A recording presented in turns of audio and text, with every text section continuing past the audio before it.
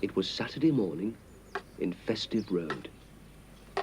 Coal was being delivered, and boys were playing with wooden swords.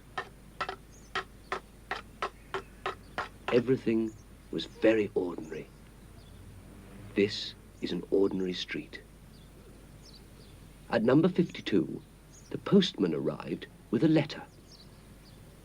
Number 52 is Mr. Ben's house, and Mr. Ben was at the front door to meet the postman. The letter was an invitation to a fancy dress party. Mr. Ben wasn't really very fond of parties, but he did like fancy dress. He put on his hat and coat and set out to search the shops for something special to wear. He tried the big shops.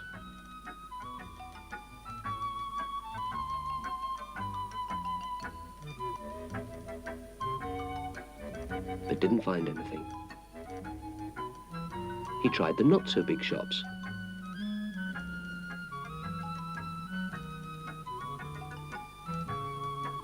Still, he didn't find anything. He tried the small shops in the side streets. Everywhere, it was the same story. No fancy dress, only ordinary, everyday clothes. But at last, in a back lane, he found a little shop with all sorts of interesting things to wear. In the window was a suit of bright red armour. Mr. Ben went into the shop. As if by magic, the shopkeeper appeared. "Can I help you, sir?" he asked. After looking quickly round the shop, Mr. Ben said, "I wonder if I might borrow that suit of red armour." The man seemed pleased. "Of course," he said. "Would you like to see if it fits?" And he pointed to the door of the fitting room. Mr. Ben carried the armour through the door and found he was in a small room. Quickly, he changed into the armour.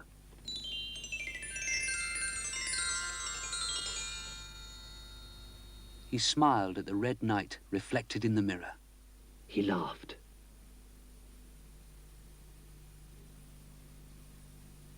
Then he noticed another door. "Well," said Mr. Ben, and he walked through the second doorway.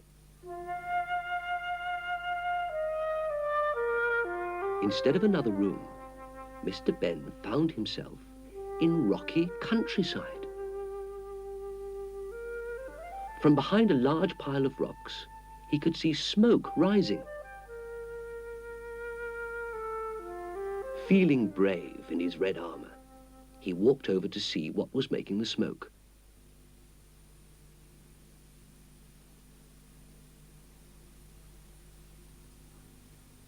He climbed the rocks and found the smoke was coming from a dragon, quite a large dragon. "Gosh," thought Mr. Ben, "somebody else in fancy dress." And he called down, "Hello, that's a good outfit. How do you make the smoke?" The dragon looked up. "You can't fool me," he said. "I know you've been sent to kill me." Kill him? Thought Mr. Ben. And he realized that it was a real dragon, a sad, very sad dragon.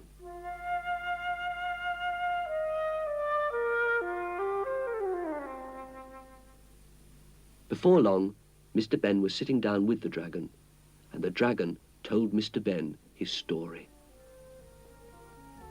The dragon had lived happily in a castle. He worked hard, lighting fires for all the people who lived nearby. Everybody loved him, especially the king.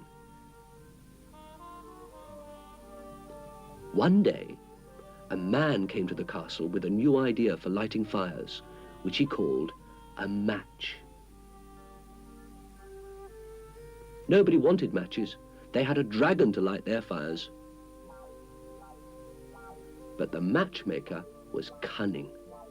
He set fire to a barn or two and saw that the dragon got the blame.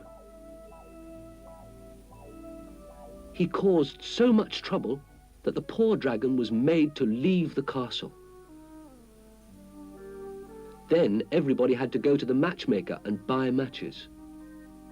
To make matters worse, the king's favorite white horse had run away at the same time, and the dragon had been blamed for this as well.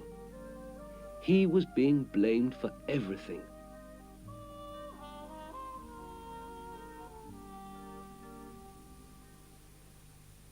The dragon pointed to the horse which stood nearby. "I've been looking after him," said the dragon, "but I'm much too afraid to return him." "I'll help you," said Mr. Ben. "Show me where the castle is and I'll tell the king the true story." The dragon was delighted, and they left almost at once.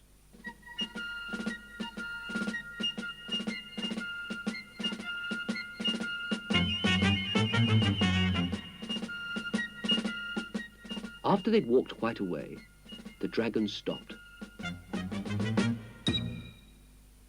There in the distance, Mr. Ben could see the castle. The dragon was afraid to go any closer. I'll wait here under the trees until you return," he said. Mr. Ben said, "Goodbye," and rode off towards the castle.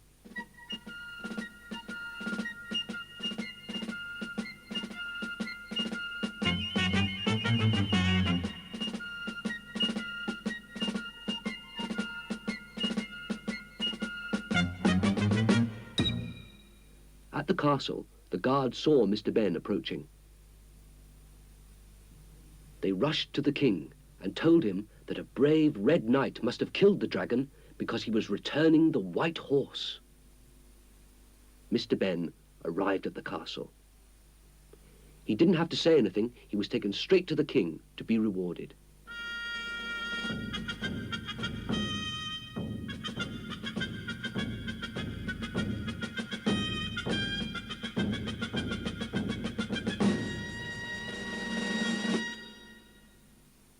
The king listened while Mr. Ben told him the dragon's story. The king had missed the dragon and was delighted to hear the truth. Nobody liked the nasty matchmaker. He was making his matches more and more expensive because he knew that people had to have them. The matchmaker was brought to the king.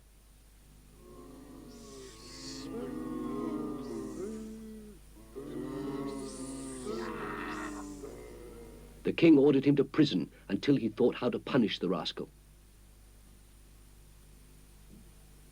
The guards took him to the deepest, darkest dungeon.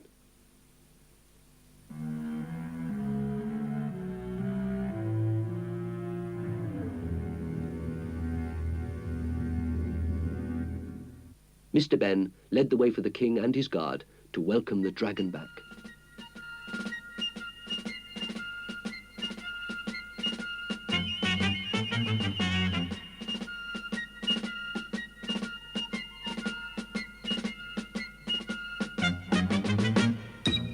They stopped before they reached the dragon's hiding place in case they frightened the dragon. The king and the Red Knight walked to the trees. The king told the dragon how sorry he was for all the dragon's troubles and how happy he was to see him again. The dragon was so happy that he made Mr. Ben and the king ride on his back. With the dragon leading the way and the guard following, they returned to the castle.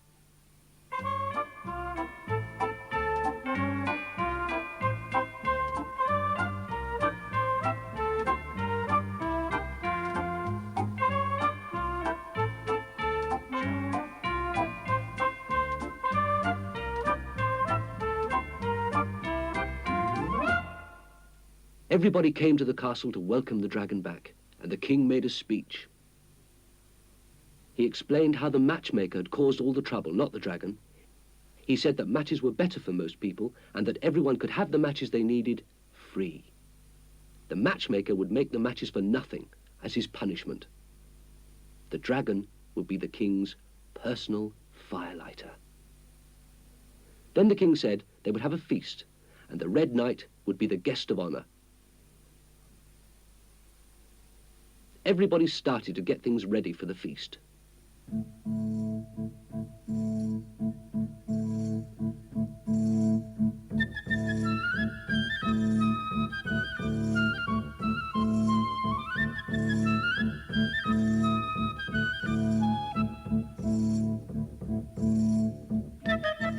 Mr. Ben just stood at the side and watched.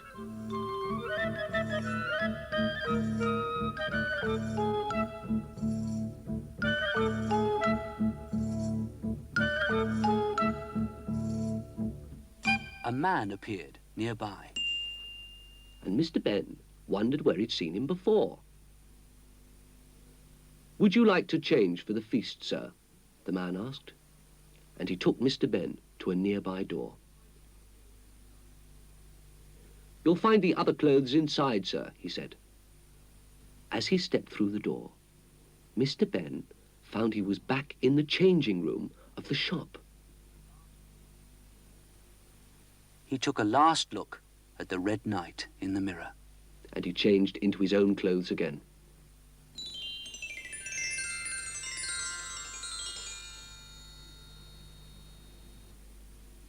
Then he went back into the shop. Mr. Ben had had enough excitement. He didn't want to go to the fancy dress party now. "Thank you," he said to the shopkeeper as he gave back the armour.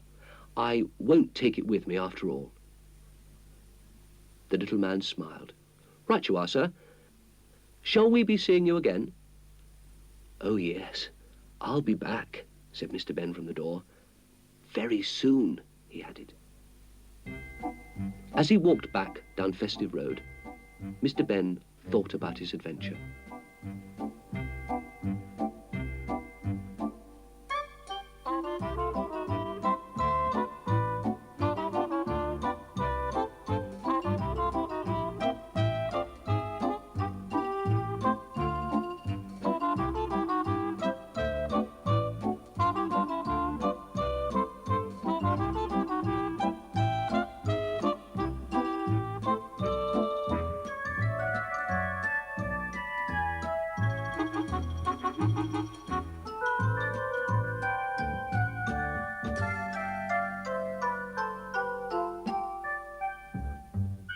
When he went to get his front door key out, he found an unusual box of matches in his pocket. He smiled at the picture on the box. "How nice," he thought.